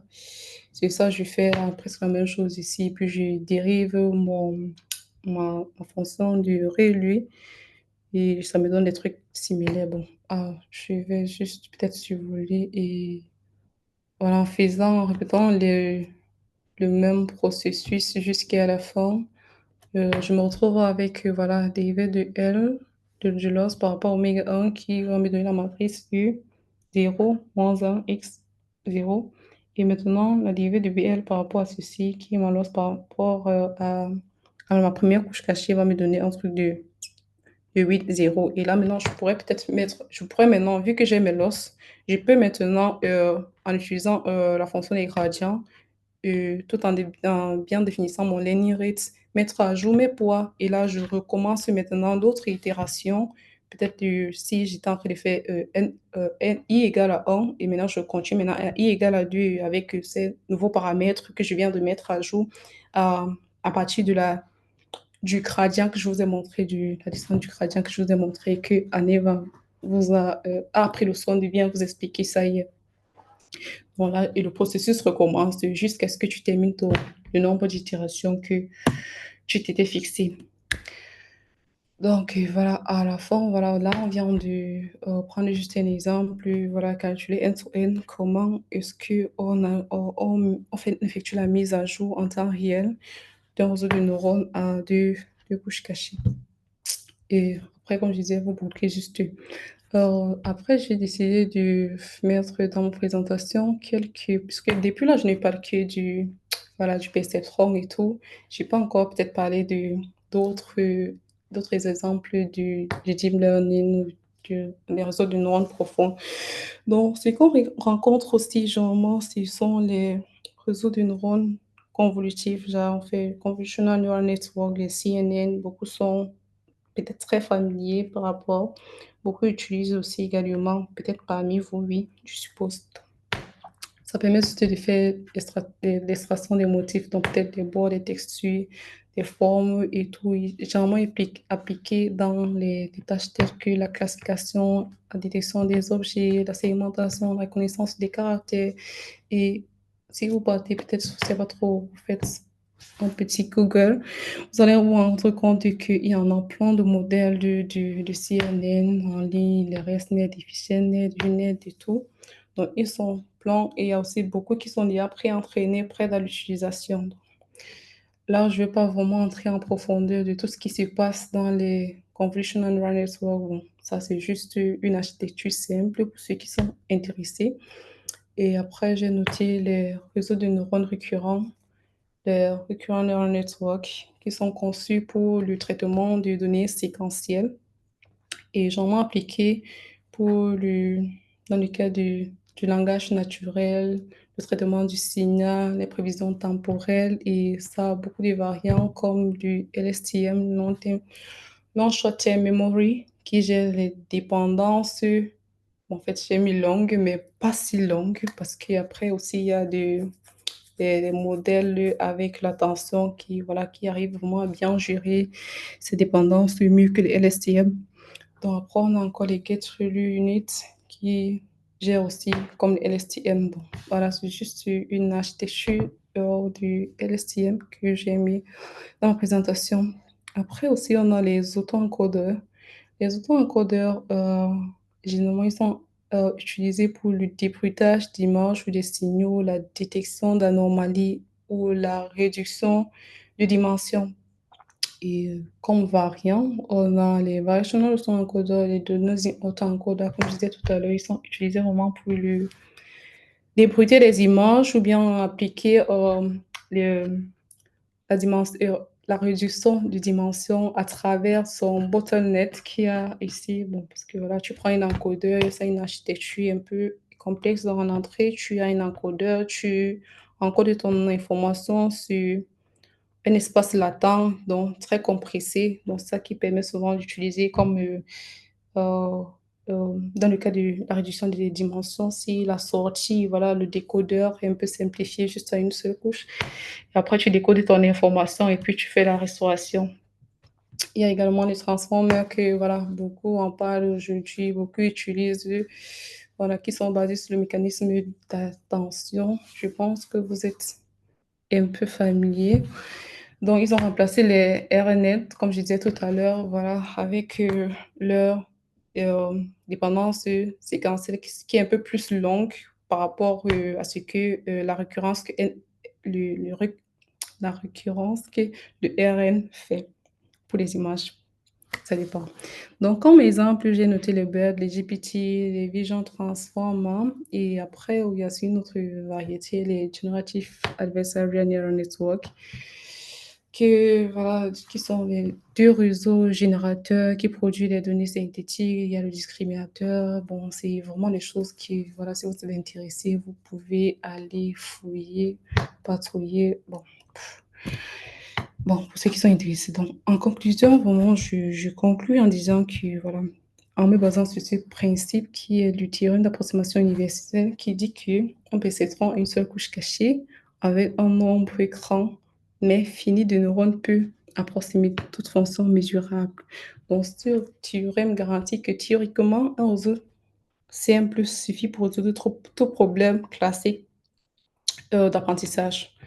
Et comme on aime souvent le dire, ce n'est pas parce que tu as un problème à résoudre que tu vas directement courir derrière les types neural network parce que voilà, il faut pas qu'on se mente, ils sont souvent très difficiles à entraîner. Si tu as peut-être un problème de régression, tu peux prendre un réseau de neurones profond pour traiter ton problème de régression que tu pouvais juste utiliser un classical machine learning pour le faire. Bon, ça n'aura pas vraiment du sens en fait. Mais c'est vrai que tout le monde, du coup, derrière l'innovation, les gens partout qui, voilà, ils veulent chercher quelque chose de bien, ou quelque chose, voilà, de leur et tout. C'est bon, en fait, je pense. Après, comme limite, on dit un grand nombre de neurones implique beaucoup de paramètres à estimer, en fait, sur ça. Donc, plus tu augmentes tes couches, comme je vous ai montré tout à l'heure, tu quittes d'une couche avec 2 paramètres à estimer à 2 couches avec 4 paramètres, 3 couches avec, avec 6 paramètres, ainsi de suite. Donc, plus tu augmentes le nombre réseaux de neurones de la couche cachée, plus tu as des paramètres à estimer. Et cela peut vraiment entraîner des problèmes comme le super-apprentissage ou tout ce qui va avec. Je crois que j'ai terminé avec ma présentation de ce matin. Voilà, le reste du TP. Merci beaucoup pour votre attention. S'il y a des questions, n'hésitez pas. Merci beaucoup, Fanny, pour cette magnifique présentation. On y apprend beaucoup et je crois il y a des détails que tu as évidemment apportés à titre personnel, évidemment, qui m'avaient un peu échappé, mais ça, c'est très bien ce type de séance parce qu'on apprend beaucoup. Alors, rapidement, je vais essayer de lire quelques messages, enfin, quelques questions. Donc, il y a Farel qui te demande, qui te pose cette question, est-ce qu'on optimise le monde, enfin le modèle entier en fonction des fonctions non linéaires, ou bien il y a une intuition pour savoir lesquelles choisir? Est-ce qu'on est-ce qu'on On optimise? optimise le modèle entier en fonction, bon là c'est en fonction, c'est que à travers peut-être des fonctions non linéaires, ou bien il y a une certaine intuition pour savoir lesquelles choisir. Bon, j'ai qu'il y a une institution pour savoir quel paramètre du modèle tu peux choisir. Là, moi, je partirais peut-être sur la base OK, si tu as peut-être un dataset et que tu te rends compte que peut-être il y a certaines features qui ne sont pas peut-être représentatives, au lieu de, voilà, d'entraîner ton modèle sur tous les features, tu peux peut-être faire une sélection des features, ce qui va te permettre d'entraîner ton modèle juste sur des features qui sont vraiment représentatives, ce qui diminue par conséquent le nombre de paramètres entraînés. Bon, c'est un peu dans ce sens que je saurais répondre à ta question. Si c'est dans ce sens, oui, tu pourras peut-être diminuer le nombre de paramètres à entraîner. Peut-être il y a d'autres moyens que, voilà, moi je ne sais pas, mais dans ce sens, oui, je vois que bon, c'est très possible. Ouais. Et également, il y a évidemment Tabet qui a, sur cette même lancée, et également, il a répondu à Farel Adiza. Donc, bonjour Farel, les fonctions non linéaires, ce sont comme des outils, voilà, qu'on fixe dès le départ. Par exemple, les REE, LE, ou alors les xymoïdes. Le Oui, modèle n'essaie pas en fait de les changer, mais il ajuste en fait ses poids. exactement. C'est ça, pour tirer le meilleur parti de ces outils. Et évidemment, il apprend et apprendre des relations complexes. Ouais, c'est ça en fait, c'est ça que je t'ai en train de dire. Donc, si tu veux vraiment diminuer le nombre de paramètres, que tu te sens, bon, tu te dis, OK, dans ma donnée, j'ai peut-être des variables, des features qui ne sont pas vraiment très représentatives. Je peux faire une analyse sélective bien avant de passer à l'entraînement du modèle. Je sais pas. Ah, là, peut-être ça peut te diminuer le nombre de paramètres. Cas contraire, bon, je saurais vraiment me prononcer là-dessus. OK, donc on prend la dernière question de... Ah oui, ce PC, il a reprécisé sa question. je crois que ça s'appelle, donc ce CPC, c'est Emma Evondo. Voilà. Donc, on a son nom. Alors, Emma dit, à la question dont il posait, je faisais référence à la représentation du poids. Vous avez parlé d'associer un poids à un pixel, mais là, on voit que le poids est représenté sous forme de vecteur. Comment définir donc cette correspondance pour obtenir le poids associé à une donnée d'entrée? Donc, je ne sais pas si à un moment donné, tu as fait ce parallèle avec euh, le poids qui est associé à un pixel, etc. ou pas du tout. Je pense oui. Parce que quand j'essayais de répondre à sa question, si, est-ce que ce serait possible pour moi d'associer un poids à chaque pixel? Ah, Moi, je lui disais que, en fait, je pense que j'ai répondu en disant ceci, que voilà, une image, c'est une représentation matricielle. Et ce qu'on fait généralement, c'est qu'on prend que l'image, donc on prend la représentation matricielle, c'est peut-être 250 pixels fois 250 pixels, on essaie de flatten, donc on ressent qu'il y ait de la matrice à un vecteur. Et de la matrice à un vecteur, maintenant, je pourrais, bon, moi, je pensais, je pourrais associer le poids à chaque pixel parce que si je quitte de 250 à 250, je fais 250 fois 250, ça me donne un vecteur de 250 fois 250. Et si je prends ça maintenant comme mes features, je pourrais associer à chaque entrée un poids. Je crois que c'est ce que je lui ai dit. oui, et il disait, et maintenant il demande justement, c'est ça en fait, mais ça c'est l'explication que tu as donnée, et c'est ça et c'est juste. Et apparemment il a fait une confusion parce qu'il a dit, tu as parlé de ça effectivement, C'est comme... mais ce qu'il Oui, observe, c'est que le poids est représenté sous forme de vecteur. oui, c'est vrai, c'est vrai, c'est Donc, vrai.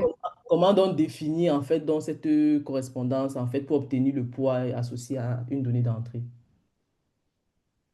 Je dirais que ces vecteurs sont généralement générés par des fonctions d'encodage. Je crois bien, c'est oui. Tu peux peut-être utiliser des fonctions d'encodage ou pour chaque pixel à la position X, on peut calculer peut-être son index de poids dans un tableur. Je ne sais pas si tu essaies, si tu comprends un peu ce que je veux dire. Bon, parce que c'est vrai, ce que j'ai d'abord dit, je crois que ça ne pourrait pas marcher parce que là, oui, le poids sera représenté vraiment comme un vecteur, comme il a dit tout à l'heure, mais et ça ne pourra pas marcher. Évidemment, en effet. En effet. Oui, Bonjour, ouais, c'est ça. Je pense que il a été attentif par rapport à oui, ça. oui, oui, oui. Ouais. Donc, merci, Peut-être en utilisant une fonction d'encodage, oui. effectivement. Mm. Et c'est un très bon point, merci. Euh, Et oui, et Aïtabé a ajouté en complément, oui, ceci. En régression simple, chaque variable a un seul poids. Et en deep learning, comme une image, évidemment, contient beaucoup de pixels, donc beaucoup de variables, en quelque sorte. Chaque neurone, évidemment, possède un vecteur de poids qui dit combien chaque pixel compte dans son calcul. Ça, c'est vrai. Donc, la correspondance est donc poids par pixel regroupé dans un vecteur ou une matrice. Ouais. Donc, c'est effectivement ce que tu disais, hein. Ok, merci beaucoup. Donc, d'autres questions, là, je n'en vois plus. Ok, merci beaucoup, Fanny, pour cette magnifique présentation. On a beaucoup appris. Et donc, on va se faire une pause de 2 minutes et on va entamer par la suite par la partie, par le TP que tu as préparé pour nous. Donc, concernant les réseaux à deux couches et le calcul des prédictions. Donc, 2 minutes de pause et on relance par la suite. Merci beaucoup, Fanny.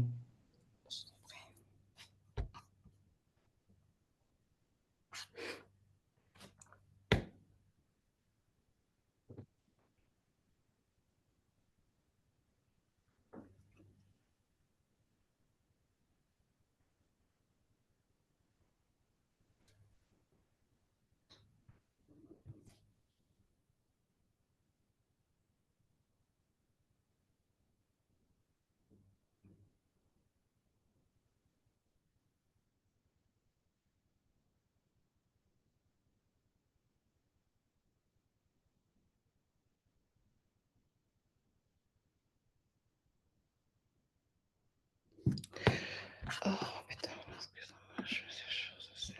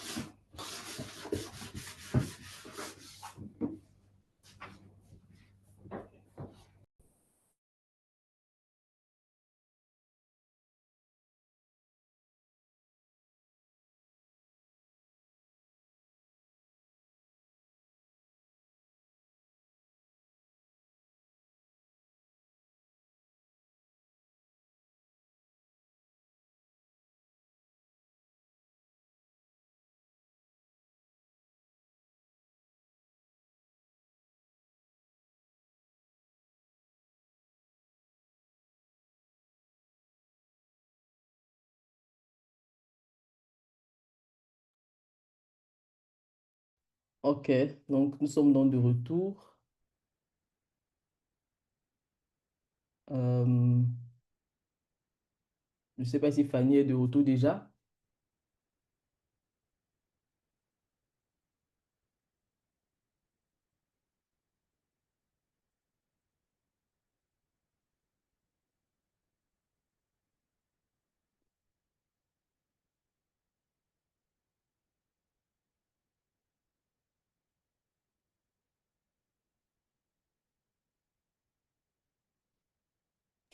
Oui, je suis là, Sandra. Désolée.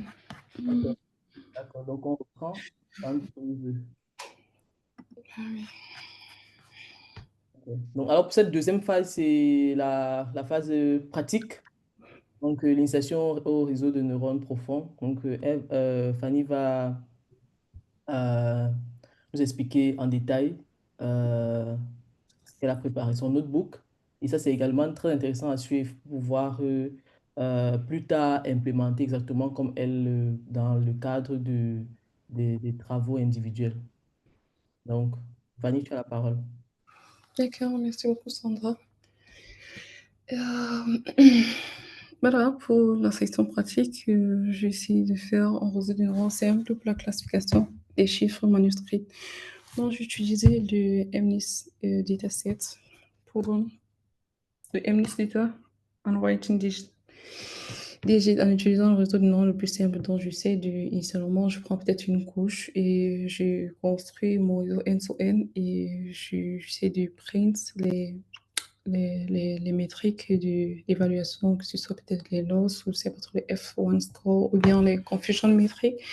Et puis, je rends mon modèle un peu deep pour voir si est-ce que le résultat s'améliore au fil du temps. Et puis, j'essaie un peu de diminuer le nombre d'époques, j'essaie un peu de jouer avec des trucs pareils, quoi. Donc, je construis d'abord mon réseau. Donc, pour commencer, j'essaie d'importer les librairies nécessaires. Bon, je pense que voilà, j'ai utilisé PyTorch et Torch. Donc, j'ai importé les modèles de deep learning avec ma librairie PyTorch. Bon, je sais pas si je vais devoir expliquer tous les impôts ici, mais sinon tout est déjà bien détaillé. Juste, j'ai pris la peine de commenter et puis mettre aussi dans mon notebook certaines activités ou bien certains exercices que vous pourrez peut-être essayer de faire chez vous, parce que je supposais qu'il n'y aurait pas assez de temps pour tout faire. Donc voilà, c'est ça que là, j'importe du train test. Split, c'est que je crois, on va vous en montrer depuis hier. J'importe les métriques, accuracy, record, score, F1, donc confusion metric, display, tout. Et puis matplotlib pour essayer de tracer les courbes. Voilà. Donc, ce que je fais, c'est, voilà, j'essaie de choisir le serveur que je vais utiliser. Est-ce que je vais utiliser le CUDA? Ça dépend. Est-ce que j'ai l'accès? Nvidia? Non, je sais pas, je n'ai pas. Donc, j'essaie peut-être d'utiliser le GPU si j'en ai. Au cas contraire, j'utilise le CPU de ma machine. Euh, voilà, je sais même plus. Je crois que j'ai un peu le GPU, mais bon. Donc, j'aurais voulu compiler ce notebook, mais malheureusement, pour la majorité, ça prend beaucoup de temps pour compiler. Donc, je vais peut-être essayer d'expliquer ce que voilà, j'ai fait. Et peut-être chez vous, vous pourrez essayer de compiler et puis vous essayez de jouer avec des trucs comme changer l'optimizer, ajouter le nombre de couches, augmenter le nombre d'époques et essayer de varier le learning rate et plein de choses. Donc là, je sais, bon, comme je disais tout à l'heure, je choisis le device que je vais utiliser en fonction de ce qui est disponible sur ma machine. Donc là, je charge mes données de MNIST en utilisant les librairies de Torch Vision. Euh, juste un train data qui va prendre dataset.dis et puis je fais le train equal to true si je veux peut-être télécharger le train et first si je veux pas peut-être télécharger le first, le training, bon ça dépend. Donc là, je, j'essaie de télécharger le train et le test. Bon, voilà ce que ça m'a donné. Et puis, j'essaie de print pour voir le nombre de samples, d'exemples que j'ai dans chaque dataset. Donc, ici, je vois le nombre de points, c'est 6000 pour le MNIST data dans mon train. OK. Et voilà, tout ça sont des tenseurs. Et puis, je vois le nombre de samples dans mon test qui est, dans ce cas, c'est 1000. Et voilà, j'essaie un peu voilà, je print pour voir la dimension. Donc, quand je fais data.shape, voilà, ça me donne la dimension du training, de la target, je sais pas, et puis ça me donne aussi son data type. Donc, j'essaie de faire le print de toutes ces choses ici. Voilà, je me rends compte que le training, c'est 6000, bien évidemment, c'est 28 fois 28, la taille. Et ici, c'est le test, pareillement, et tout ça, ils sont tâches, about unit, 8. Donc, j'essaie de trouver le minimum, le maximum de chaque pixel. Et puis, je me rends compte que, voilà, ils sont compris entre 0 et 257. Et, pardon, 255. Je suis désolée. Après, qu'est-ce que là, j'essayais de visualiser. Là, OK, j'essayais de visualiser ici. Euh, Compliqué au transfert, ça pour convertir les images construites en des valeurs uniques. Ok, voilà. Je disais que voilà, il est important ici de noter que les objets dataset est chargé de transformer les données à l'aide des transformations spécifiques. Donc, pour le vérifiant, la donnée qui est à la position 0. Donc, voilà, c'est ça que j'essaie de prendre ici. Je fais print origine du data qui est à la position 0 et puis je parcours comme je disais, au moment, c'est une matrice, je parcours suivant les lignes et les colonnes. Et puis, j'essaie de print si je me rends compte que j'ai quelque chose comme ceci. Après, data de transform, voilà, ça a tout transformé. Comme vous avez vu. Et là, j'essaie juste de visualiser quelques exemples ça c'est dans mon train. Ok, ouais, c'est ça. J'essaie d'afficher des données aléatoires dans mon train pour voir à quoi ressemblent mes données. Voilà, comme je disais, ce sont des MNIS données écrites à la main. Voilà, et qui sont catégorisées de 0 à 11 suivant le nombre de classes. Donc voilà, comme vous voyez, classe 6, classe 3, classe 9, donc de 0 à 9. Donc probablement, je vais dire classe. et je crois que c'est suffisant pour faire du class classification en fait. Donc là, maintenant, j'essaie de diviser mes données d'entraînement de train et de validation. C'est comme je disais tout à l'heure. Après, on va essayer de comparer les courbes pour voir l'évolution. Donc, c'est ça, j'essaie de faire. Et puis, je set mon batch. Je sais pas si on vous a parlé de batch, mais bon, en fait, j'essaie de choisir un batch et puis je mets mes données de train juste dans un data loader. Je mets le batch size pour chaque itération et puis je shuffle mes données. Est-ce que je vais mélanger mes données à chaque itération? Et puis, je me dis, OK, voilà, pour le train, oui, pour la validation, pas et tout, j'essaie là de construire mon premier réseau de neurones. Donc, parce que là, c'était juste de préparer mes données pour l'entraînement. Là, j'essaie de construire mon premier réseau de neurones avec juste une couche. Comme je disais tout à l'heure, j'ai la matrice 250 x 250. Et puis, j'essaie de, voilà, je flatten et puis je l'envoie comme la première couche ici qui me donne 794 pixels.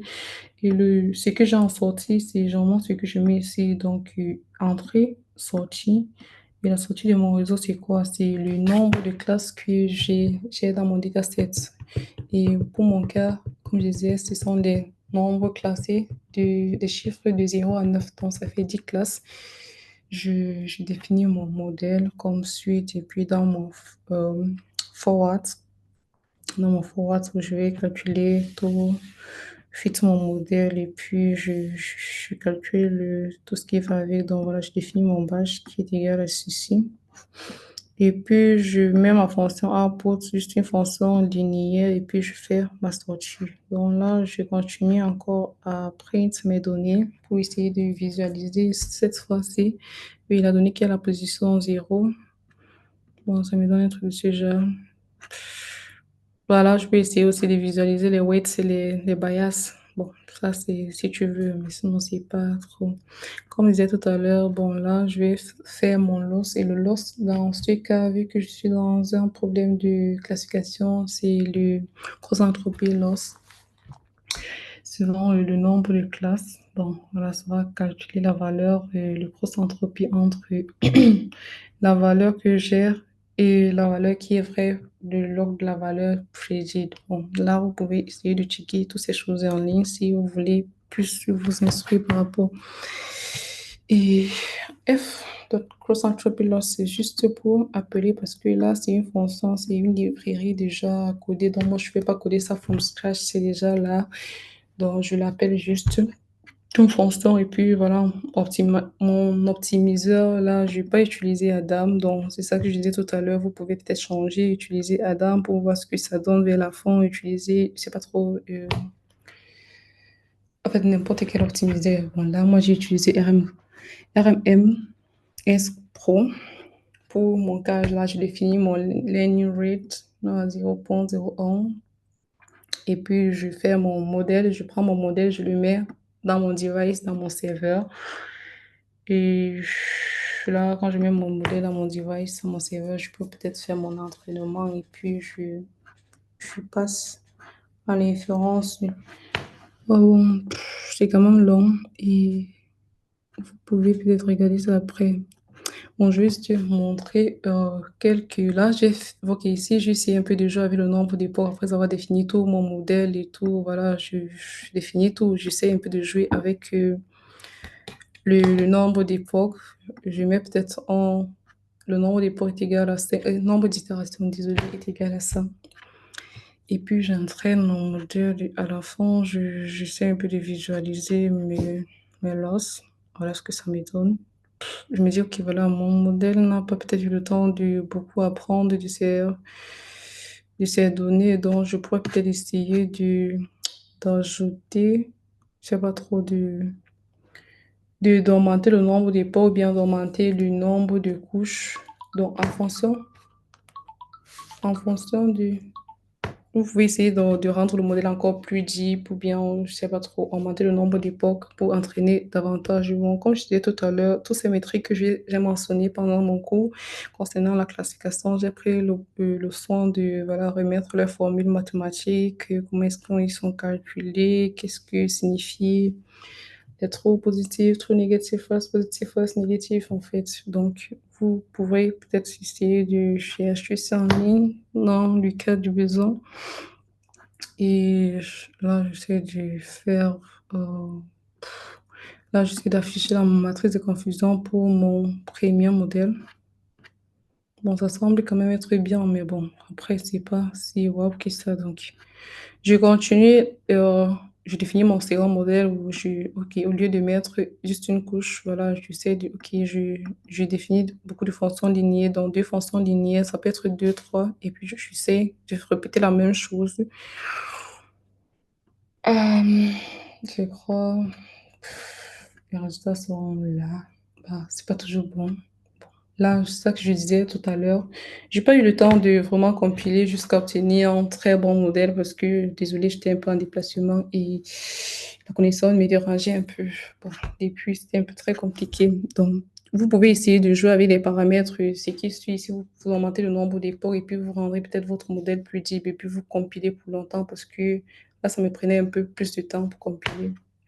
Vous pourrez peut-être ressortir avec un bon modèle, avec des bons loss, des bons trains.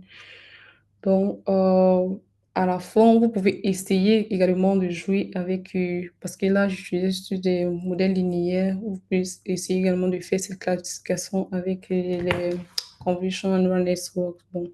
Et là, j'ai donné l'architecture, je crois, et il reste juste à compiler. Donc, tu compiles, tu agences plusieurs couches conf, de convolution, bon, partant de 1 à 6, tout en sachant que, voilà, quand tu quittes un neurone, quand tu quittes d'une couche, la sortie d'une couche devient l'entrée de l'autre, et ainsi de suite, et sans toutefois oublier que la sortie finale, c'est le nombre de classes que tu as. Donc, si j'ai et le kernel size, c'est juste le filtre. Bon, je n'ai pas eu le temps de parler des convolutional neural network. Peut-être dans un prochain workshop, on aura peut-être le temps d'entrer en profondeur parce qu'il y a beaucoup de trucs à prendre en compte. Si je vais peut-être parler du convolutional neural network. Donc, voilà, tu définis ton kernel size, ton padding, ton strip.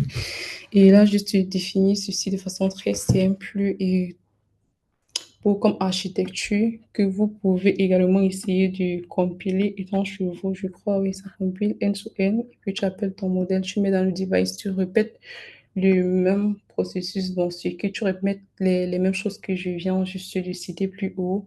Tu essaies de jouer avec des variables, que ce soit le linear, le nombre des ports, rendre la structure plus dense, de changer d'optimiser. En fait, tout ce qu'on a appris dans le cours, vous pouvez essayer d'implémenter et visualiser. Je crois que tout le script est là. Il faut juste compiler. Donc, en fait, c'était un peu ça que j'avais bon, prévu vous montrer pour aujourd'hui. Je crois. Bon, désolé, encore, je n'ai pas pu vraiment compiler mon notebook jusqu'à la fin, mais tout hier, si vous pouvez juste vous connecter sur votre GPU, je ne sais pas trop, votre CUDA, et puis vous compilez votre modèle. J'ai fini. D'accord, merci beaucoup, Fanny. Déjà, oh, je pense que tout le monde va recevoir le notebook, donc ne vous en faites pas. Après, évidemment, la séance, Fanny va nous partager le cours et ensuite le notebook. Et vous aurez évidemment l'opportunité de compiler comme elle a souligné. Et effectivement, en cas de problème, vous pouvez juste envoyer des messages ou alors les noter quelque part parce que la semaine, le week-end prochain, donc on aura des travaux de groupe. Enfin, vous allez présenter ce que vous feriez en fait durant cette semaine-ci parce qu'on va vous partager les projets à la fin de cette journée et vous irez travailler dans ce sens-là. Évidemment, il y a des tuteurs vous seront affectés pour vous aider à bien travailler dans vos projets. Donc, naturellement, en cas de problème, en cas de question, en cas de difficulté, lors de la compilation de certains éléments sur les réseaux de neurones Oui, convolutifs. n'hésitez pas. N'hésitez pas, vous pouvez m'envoyer, je ne sais pas trop, un mail. Il y a mon adresse email dans ma présentation. Vous me faites juste un mail, on pourrait peut-être set up un meeting pour le faire. Bon, de façon individuelle, je suis open. Je suis ouverte. Ah, voilà, donc Fanny elle a dit qu'elle est ouverte, donc elle va, vous allez avoir son email pour pouvoir contacter. Mais déjà, ça marche. Donc, ça marche. Il faut juste que vous preniez le temps justement de bien eu le coup, de compiler de votre côté aussi, prendre du temps, apprendre et comprendre comment tout ça fonctionne. Donc, merci beaucoup, Fanny. Je sais que ça a été un gros challenge pour toi. Vraiment, merci. C'est très rassurant de voir que, il y a des personnes qui font des sacrifices énormes pour pouvoir justement participer à ce workshop, pour pouvoir respecter leurs paroles, pour pouvoir permettre aux jeunes de profiter également de leur expérience. Donc, vraiment, je te remercie à titre personnel aussi. Et donc, j'espère que tu pourras avoir le temps de te reposer. Ou alors, voilà, de continuer ton voyage sans difficulté. Donc, vraiment, merci. Merci. Plaisir fut le mien. OK, donc, on va prendre quelques pauses parce que notre prochain orateur, c'est Kevin. Il va nous entretenir sur les transports optimal. Mais donc, avant, le temps pour Kevin de se préparer et de commencer à l'heure qui a été prévue pour lui, donc à 11h15, évidemment, heure Cameroun, toujours. Donc, il pourra juste se préparer et nous, on va prendre une petite pause le temps que Kevin se met en place et on pourra poursuivre la séance avec lui. D'accord. Kevin, est-ce que Kevin est là? Oui, oui, je suis là. Oui, voilà. Donc, Elle. hello. Donc tu as du temps pour voilà, être prête. Après, si ça ne te dérange pas, tu peux déjà me permettre de partager mon écran? Oui, bien sûr. Ok, parfait. Tu n'as pas accès? J'ai même pas prêté attention, je posais toute la question. Ok. J'ai accès. Très bien. Ok, ok. Ok. Donc, on vérifie si tout fonctionne bien et...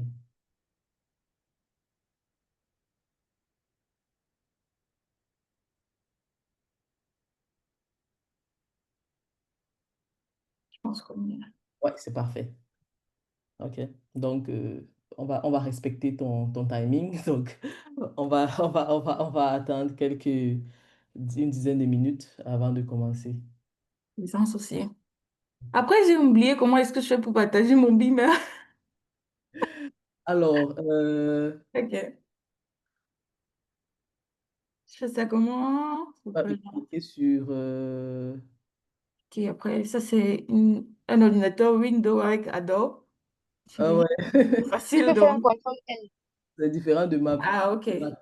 OK, essaye contrôle. Très bien. Bon, moi, je fais contrôle N, ça l'a pas pris, hein. Bon, je sais Ou pas. tu peux taper sur F11. Ok. Ça prend pas. Euh, Parce qu'en fait, je pense que c'est ouvert avec... c'est Adobe, n'est-ce pas? Oui. Donc, Adobe, qu'est-ce qui se... Je crois qu'il faut... En vrai, Adobe, généralement, avec un contrôle L, j'arrive facilement.